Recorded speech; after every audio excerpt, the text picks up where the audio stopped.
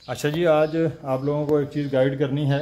तमाम जो फार्मर्स हैं वो स्पेशली गर्मी का मौसम है, अगले 2 महीने हैं।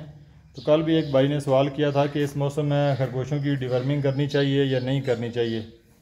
तो आप लोगों को बता दूं कि ये जो गर्मी के 2 महीने होते हैं, स्पेशली मई, जून, जुलाई और अगस्त, ये 4 महीने 3 महीने, इसमें कोशिश करें कि आप अपने जानवरों की डिवर्मिंग जो है वो ना करें, क्योंकि जानवर पहले ही आपका कमज़ोर हो चुका होता है, लागर होता है और उसको खुराक नहीं खा रहा होता, गर्मी की वजह से स्ट्रेस में होता है।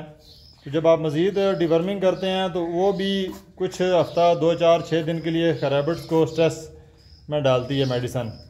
तो फिर आपके पास मज़ीद आपका जानवर कमज़ोर हो जाता है और उसको एक्सपायरी आ सकती है।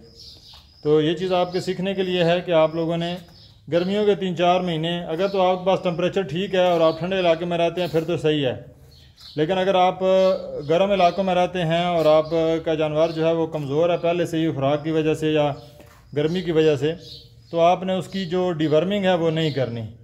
एलर्जी के लिए इंजेक्शन वगैरह लगा सकते हैं आप, लेकिन बाकी जो पेट के कीड़ों के लिए डिवर्मिंग है वो कोशिश करें कि जब दोबारा सीज़न शुरू हो सितंबर में, तो उस टाइम पे जब ब्रीडिंग शुरू करनी हो तो उससे पहले जो आप इसकी डिवर्मिंग करें।